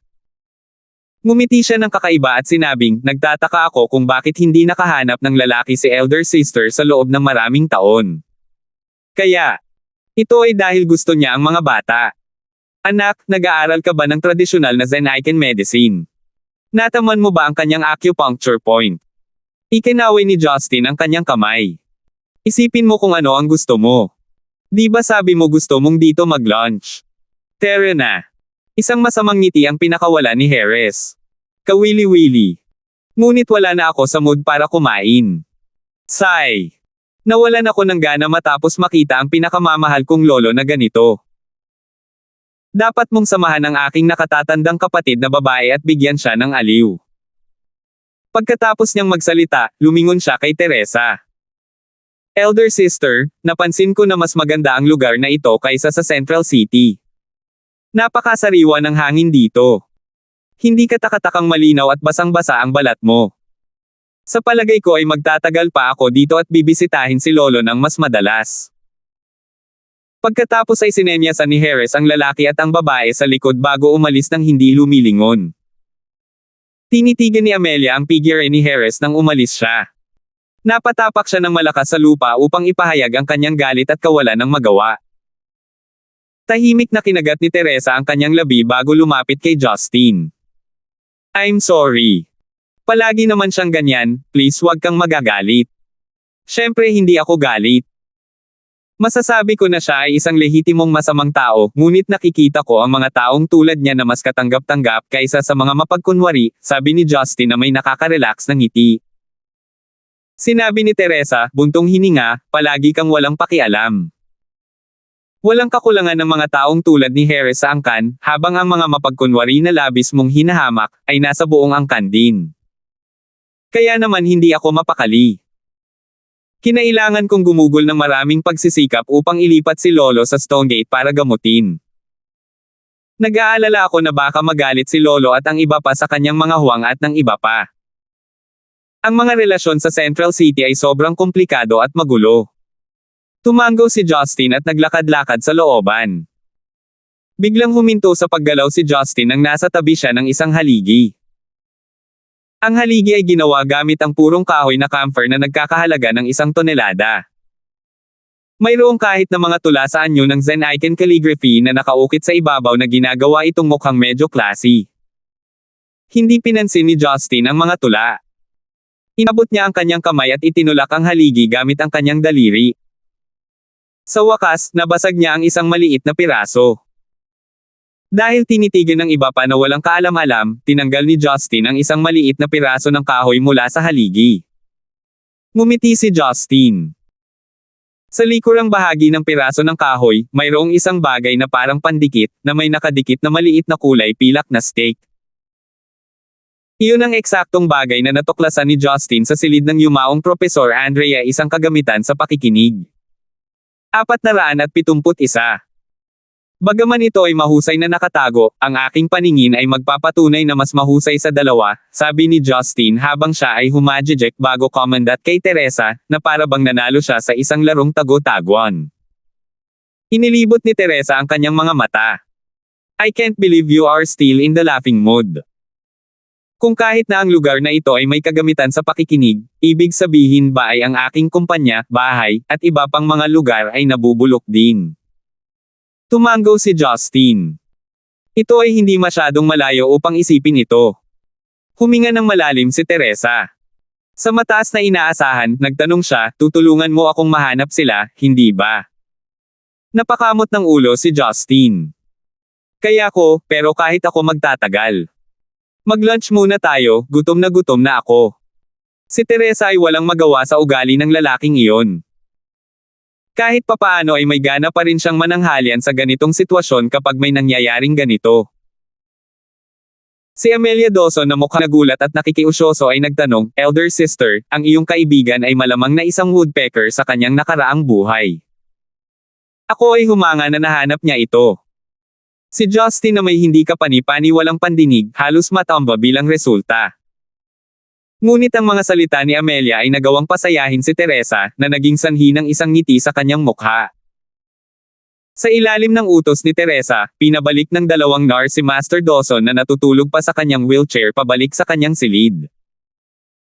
Lumitaw ang sakit sa mga mata ni Teresa habang pinapanood niya ang mga ito na iginulong siya palayo. Naaalala ko pa ang mga araw noong bata pa ako at nasa standing committee pa si Lolo, malusog at maayos pa si Lola. Noong mga panahong iyon, bagaman abalang tao si Lolo, ang pagpapangiti sa akin ang una niyang gagawin pag-uwi niya. Pakiramdam ko noon, si Lolo ang pinakadakilang nilalang sa mundo. Walang hindi niya makakamit. Hanggat nandyan si Lolo, ang pinakakahangahangang pamilya ng Dawson ay kahapon. Ang parehong tao na siya ay hindi na. Namula ang mga mata ni Amelia nang magsalita si Teresa. Elder sister, huwag na nating isipin ang nakaraan. Iiyak na naman ako. Ngumiti ng paumanhin si Teresa. Amelia, mananatili ka pa rin ba para alagaan si Lolo? Siyempre. Pumunta lang ako dito mula sa Central City para alagaan si Lolo. Kuya sister, hindi mo na kailangang manatili dito sa tabi ko. Maaari kang sumama sa kaibigan mo. Sisiguraduhin kong aalagaan kong mabuti si Lolo, masunaring sabi ni Amelia. Natuwa, tumango si Teresa bago tumingin kay Justin at umalis sa courtyard. Ikinaway ni Justin ang kanyang kamay kay Amelia bago sumunod kay Teresa palabas. Matapos maabutin si Teresa, tinanong niya, lagi bang may pananagutan si Amelia sa pag-aalaga sa matanda? Napakabata niya. Ang mga babae sa edad niya ay karaniwang nasa labas at gumagawa ng mga bagay-bagay. Bakit siya narito sa halip? Hindi ako ang humiling sa kanya na gawin iyon, sabi ni Teresa, hindi nasisiyahan. Sa tingin mo ba pipilitin ko siyang gawin ito? Siya ang nag-iisang anak na babae ni third uncle, at ang pinakamasunurin kong nakababatang kapatid na babae. Siya ay may mabait na puso at kumapit kay Lolo mula pagkabata. Nang marinig niya ang balita tungkol sa sakit ni Lolo, nanatili siya sa tabi nito mula noon. Walang sino man ang makakaalis sa kanya mula rito. Tumango si Justin habang naiintindihan niya ang sitwasyon. Nang pumasok ako sa looban kanina, ang matanda ay sumisigaw ng Lon ng kung ano-ano. Sino si Lun? Posible bang ang palayaw ni Harris Dawson? Magkaiba ang tunog ng dalawang pangalan. Biglang huminto sa paggalaw si Teresa at nanatiling tahimik saglit. Marahan niyang sinabi, sinisigaw ni Lolo ang pangalan ng aking ama, Kennedy. Oh, si Uncle. Bakit niya sinigaw ang pangalan ni Uncle? Tanong ni Justin na nalilito. Tinalikuran ni Teresa ang kanyang ulo at malumanay na sumagot, mas gugustuhin kong hindi sagutin ang tanong na iyon. Wala akong ganang pag-usapan iyon. Nagulat si Justin. Hindi niya nakita si Teresa na gustong umiwas sa isang paksa noon. Hindi niya ito pinipilit na gawin ang isang bagay, kaya pinili niyang manahimik. Gayunpaman, napansin lang ni Justin na tila binanggit ni Teresa ang kanyang pangalawa at pangatlong tiyuhin, habang wala man lang binanggit tungkol sa kanyang mga magulang. Hindi rin nabanggit ni Dawson ang kanyang mga lolo't lola noon na medyo kakaiba. Sa kahilingan ni Justin, hiniling ni Teresa ang mga empleyado sa sanatorium na maghanda ng masaganang tanghalian. Inimbitahan din niya ang mga pulis para sa pagkain. Si Bernard Grimm na hindi pa umaalis ay nagdala ng ilan sa kanyang mga subordinate at kumain kasama si Justin sa parehong silid. Medyo hindi siya komportable sa lahat ng nangyari, kaya mabilis siyang natapos sa pagkain at ipinagpatuloy ang kanyang gawain sa pagsisiyasat. Si Teresa sa kabilang banda ay nawala ng gana. Bago matapos kumain si Justin, hindi niya naiwasang magtanong, Justin, sigurado akong marami ka ng eksperto sa nakaraan mo, hindi ba? May kilala ka bang doktor tulad ni Professor Andre na maaaring gumamot kay Lolo? Halos mabulunan si Justin sa kanyang pagkain pagkatapos makinig kay Teresa. Nakangiting mapait, sinabi niya, mahal kong Teresa, ngayon lang namatay ang profesor na iyon, ngunit hinihiling mo sa akin na tanungin ang aking kaibigan. Hindi ba't masyadong nakakatakot? Ayokong gawin ito. Kumunat ang noo ni Teresa. Ngunit kahit ang pinakamahusay na ospital sa bansa ay nabigo upang masuri ang sakit ni Lolo, lalo na ang pagpapagamot sa kanya. Gaya ng nakita mo kanina, si Lolo ay wala sa maayos na kondisyon ngayon. Nauubusan ako ng mga pagpipilian at ang tanging bagay na natitira para sa akin ay humingi ng tulong sa iyo. Dahil naging isang independenteng babae na tila nasa ilalim ng kontrol ang lahat, hindi pa siya nakakausap ng ganoong paraan kay Justin noon. Hindi sanay si Justin sa paraan ng pagsasalita niya. Nang makitang unti-unting bumababa ang pagod na mukha ni Teresa, bumantong hininga si Justin at sinabing, may kakilala ako sa katunayan na eksperto sa paglutas ng ganitong uri ng mga bihirang kaso. Ngunit ang taong iyon ay nasa ibang bansa at maaaring hindi pa makapunta sa Stonegate sa ngayon. At saka, kailangan mong asikasuhin ang logistic.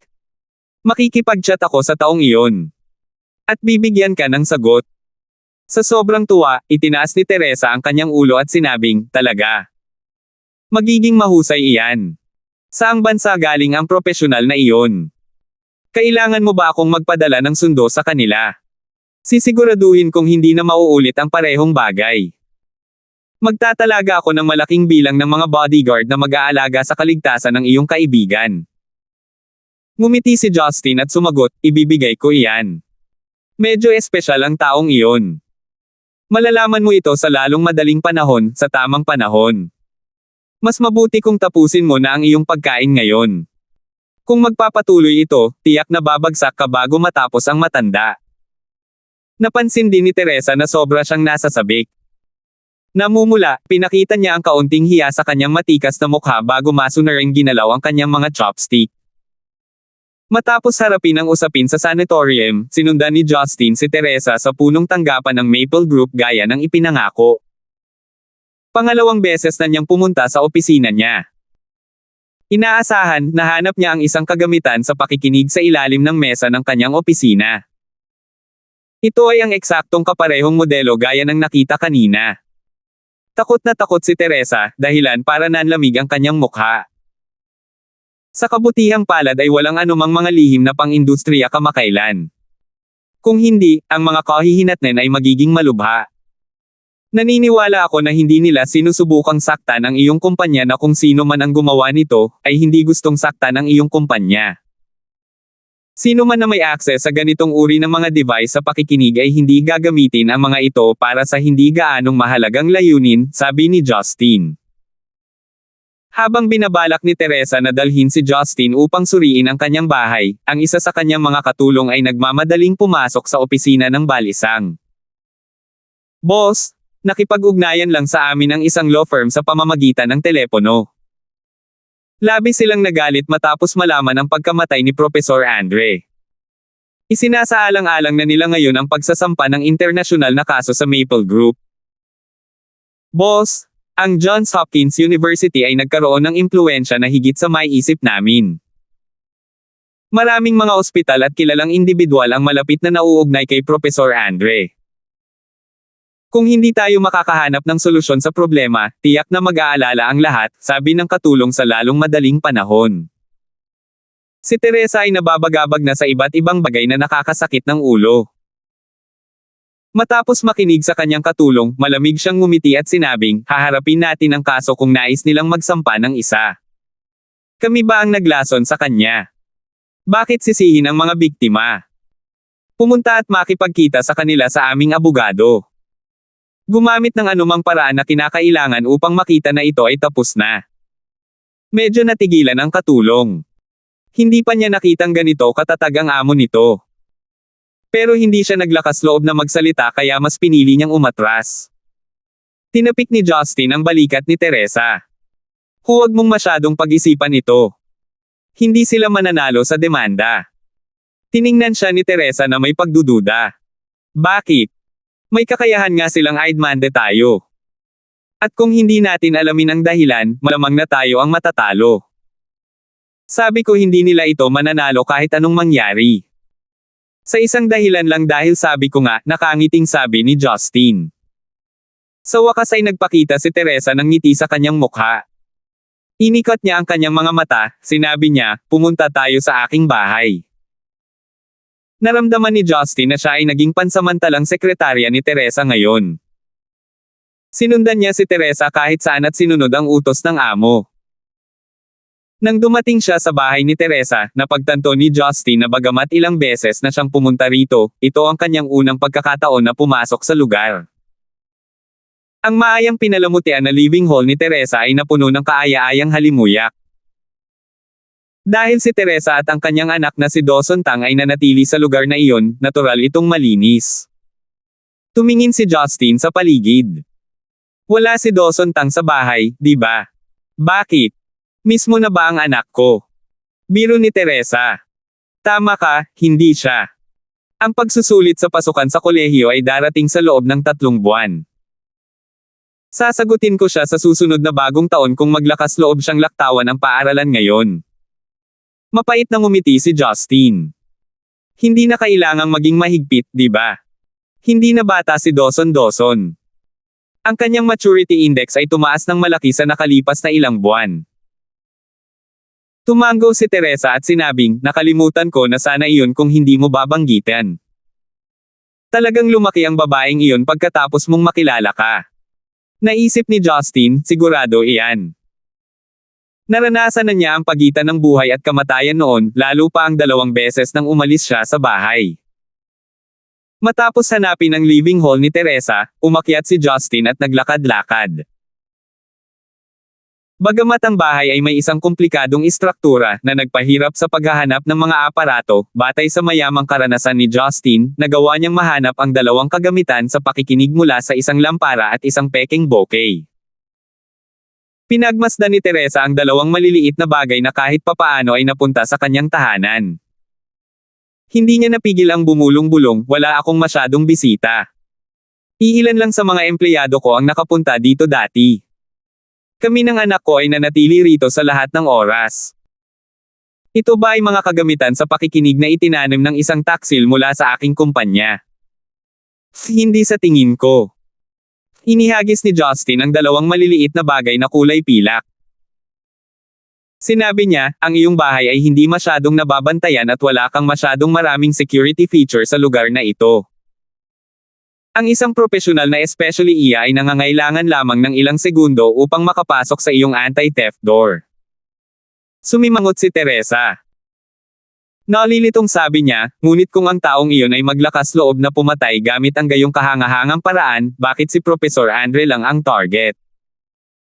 Ang tanging resulta ng kanyang pagkamatay ay ang pagkaantala ng paggamot ni Lolo. Walang sino man sa aking angkan ang maaaring makinabang dito. Hindi rin masyadong maaapektuhan ang aking negosyo. Ano ang layunin nila para gawin ang lahat ng ito? Nag-isip sandali si Justin. Malumanay niyang sinabi, kung hindi ako nagkakamali, ang dahilan kung bakit pinatay lang ng taong iyon si Professor Andre ay dahil kailangan nilang panatilihin ang kasalukuyang sitwasyon sa iyong angkan. Kung hindi makarecover ang matanda, lahat ng pag-aari mo ay nasa ilalim ng kanyang kontrol. Tungkol sa iyong Dawson clan sa loob. Salungatan. Sa wakas ay naisip din ni Teresa ang isang mahalagang punto na halos hindi niya nalampasan. Nagulat siya, sinabi niya, gusto nilang tumindi ang internal conflict sa loob ng clan. 472. Matapos pag-aralan ang sitwasyon, hindi lamang si Teresa ang hindi makapagpahinga, mas lalo siyang nag-alala. Ano ang silbi ng mapagtanto ang tunay na motibo ng salarin kung wala siyang magagawa upang epektibong pigilan ang paglala ng sitwasyon? Hanggat hindi naka-recover si Master Doso, ang ibig sabihin nito ay naiwan ang clan na walang master. Naglakas loob pa si Harris na pukawin si Teresa sa Stonegate, lalo pa ang tumpok ng gulo na naiwan niya sa Central City. Ang kanilang mga isip ay hindi sa parehong pahina, na naging sanhi ng direksyon ng angkan upang pumunta pababa. Nang umalis si Justin sa tahanan ni Teresa, gusto niyang pasayahin ang nakakaawa nitong babaeng ito. Gayunpaman, gaano man niya ito iniisip, wala siyang masabi. Ang tanging magagawa niya ay bigyan siya ng kamay. Naniniwala siya na hindi umaasa si Teresa na makita siyang mahina, kaya pinili niyang manahimik. Oras ng hapunan nang makauwi si Justin. Napagtanto niyang naging abala siya buong araw sa pagtanggal ng mga kagamitan sa pakikinig. Hindi niya maiwasang kutsain ang sarili. Nang handa na ang pagkain, napansin ni Justin na wala si Marian sa bahay kung saan siya pupunta noon. Tila inaasahan ni Yuna ang tanong ni Justin. Nakangiting sabi niya, pupunta si Miss Christine sa lugar ni Miss Christine ngayong gabi. Gusto daw niyang makipag-usap sa kanya, kaya hindi na kailangan pang hintayin na bumalik siya. Noong una ay naisip ni Justin na si Marian ay nagtatrabaho pa rin sa kanyang opisina. Natigilan siya sa katahimikan nang marinig niyang hinanap niya ang baliw na babaeng iyon. Ilalabas na naman ba niya ang lahat sa bibig niya? Naisip niya. Habang pinag-iisipan ito ni Justin, mas naramdaman ni Justin na malamang na iyon ang nangyari. Gayunpaman, hindi niya mapipigilan si Maria na makilala si Christine. Ang tanging magagawa niya ay umupo at maghintay sa paghihirap habang palihim na umaasa na hindi gagawa ng anumang gulo si Christine. Napansin ni Rebecca ang hitsura ni Justin. Hindi niya maiwasang magtanong, anak, bakit parang pinanghihinaan ka ng loob ng hinanap ni Marian si Christine? Nakakagulat ba? Bahagyang itinaas ni Justin ang kanyang kamay para senyales na ayos lang siya. Medyo nagulat nga ako. Bihira lang makipag-chat si Marian sa mga estranghero. Sa tingin mo, bakit siya nakikipag-chat sa halip na makipag-usap tungkol sa trabaho? Tanong ni Rebecca. Bahagyang natigilan si Justin. Naisip niya noon na napaka-posible na ito ay para sa trabaho. Baka nag-overthink talaga siya. Pagkatapos ng hapunan, nanood ng telebisyon si Justin kasama ang kanyang ina at si Yuna saglit bago pumunta sa kanyang silid. Dapat bandang tanghali na sa Europe ngayon. Kaya, binuksan niya ang kanyang computer at nag-login sa video call software na madalas niyang ginagamit. Ilang sandali pa ay lumabas sa screen ang pulang buhok na si Sauron. Nakasuot ng itim na suit, ang malaking lalaki ay same time na sumaludo kay Justin. Kamahalan Pluto, may kailangan ka ba sa amin? Tanong ni Sauron. Tiningnan ni Justin ang kasuotan ni Sauron at ngumiti. Mukhang naalala ko na may galit ka sa western suit. Bakit bigla kang nagbihis ng formal? Napuno ng init ang mga mata ni Sauron habang may ngiti sa labi. Hindi ko alam na natatandaan pa iyon ng kamahalan. Kaibigan kita, at sa totoo lang isa sa iilan na mayroon ako. Natural na maaalala ko ang mga ugali ng aking mga kaibigan, natural na sabi ni Justin. Ito ay dahil ang aking anak na si Isabella ay may kasalan ngayon, nakangiting sabi ni Sauron. Nagulat si Justin. Pagkatapos ay tumawa siya at sinabing, Isabella. Ang ligaw na pusa. Sino ang lalaking ikakasal kung ganoon? Mukhang hindi nasisiyahan si Sauron nang marinig ang katagang groom. Ngumuso siya ng masama bago sinabing, sa kasamaang palad, ang Moldite ay apo ni Mock-Edan. Sa wakas ay humagalpak ng tawa si Justin na parang baliw habang hinahampas ang kanyang bedsheet. Brewster ba ang tinutukoy mo, ang may malabal din na figure? Oo, pero mas gusto kong tawagin ang brat na wild pig na iyon, sabi ni Sauron habang nakapout. Natagpuan ito ni Justin na nakakapagpainit ng puso. Parehong malapit na kasosyo niya sina Sauron at Mock-Edan, kaya pamilyar si Justin sa kanilang mga pamilya. Kung ikukumpara sa dalawa, hindi gaanong iginagalang ng kanilang mga pamilya si Justin ngunit mas malapit tulad ng kanyang sariling pamilya.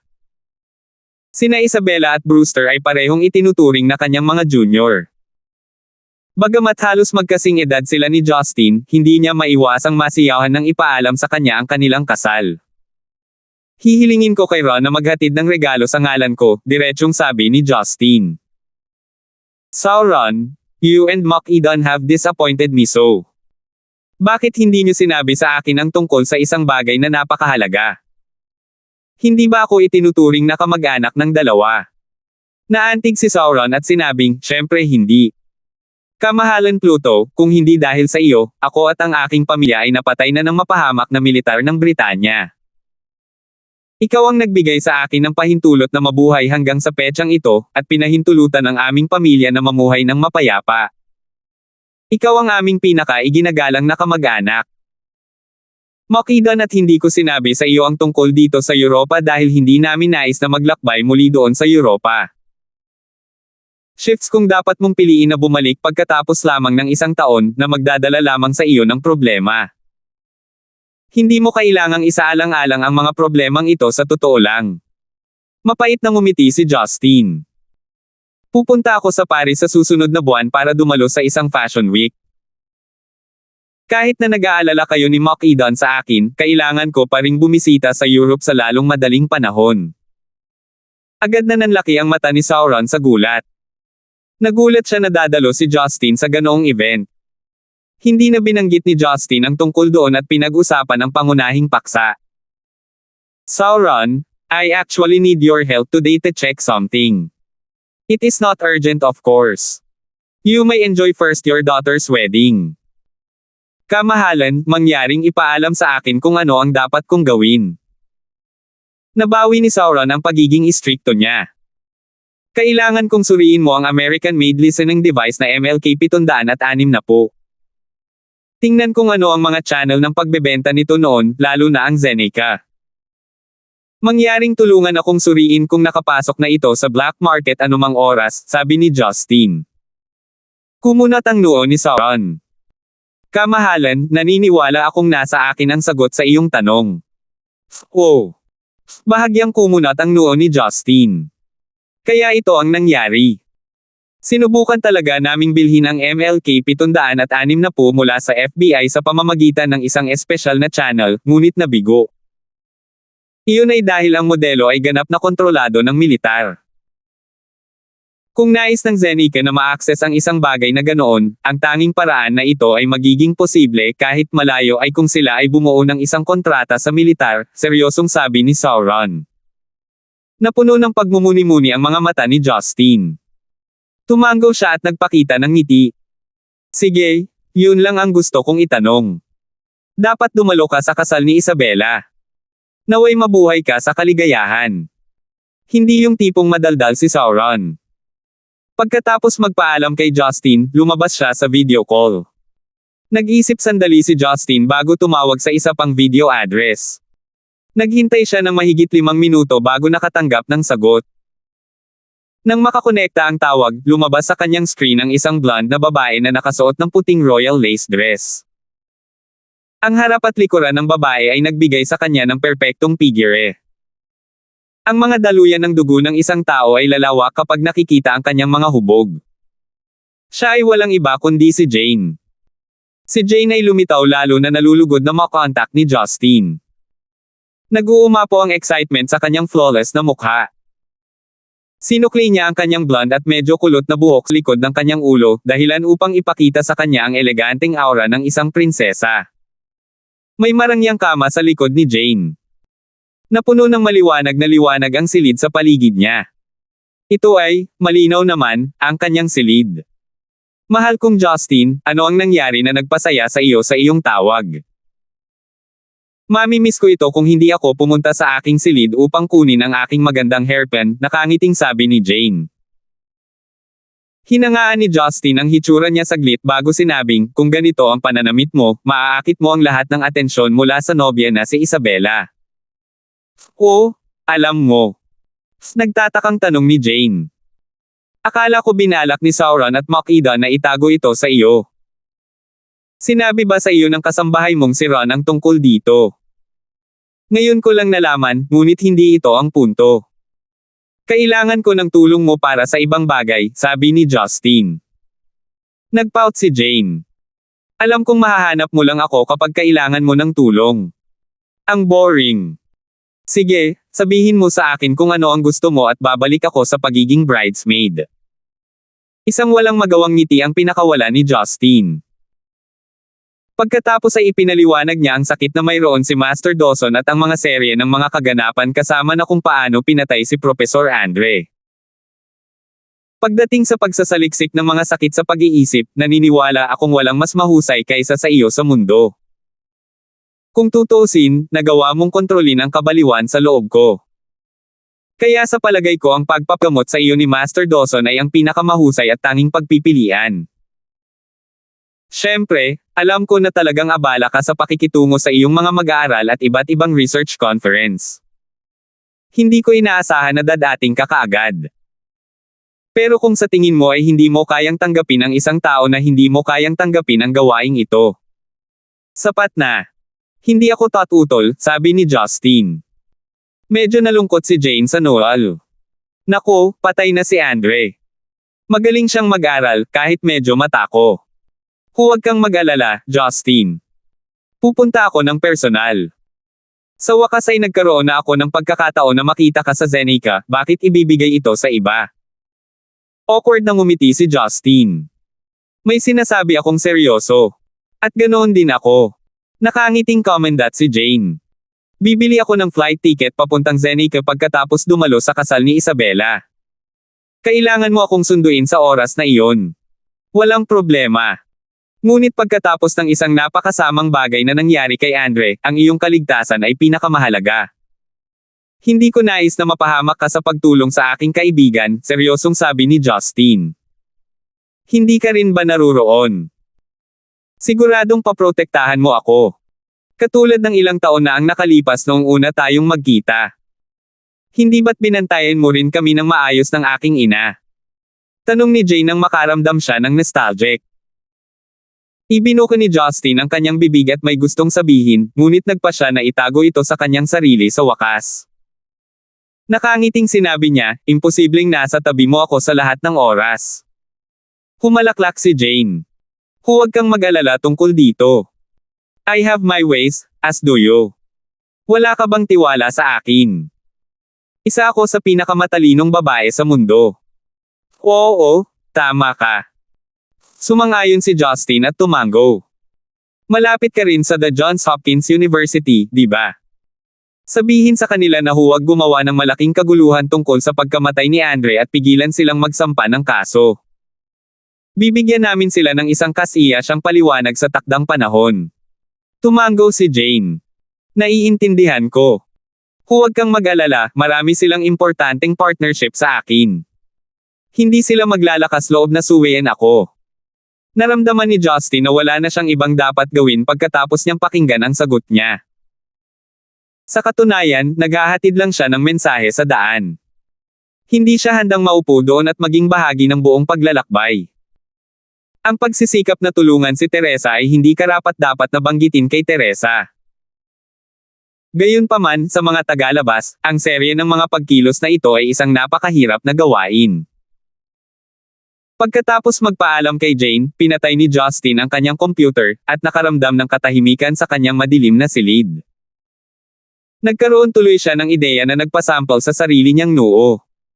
Pakiramdam niya ay lalo siyang nagiging tanga habang lumilipas ang panahon.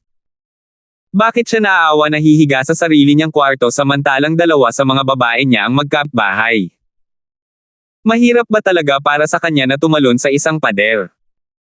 Habang nag-iisip siya, sumilay ang isang makulit na ngiti sa mga sulok ng labi ni Justin. Nilinggan niya ang kanyang ulo upang tumingin sa balkonahe. Salamat po at sinamahan ninyo ako, ingat lagi mga master.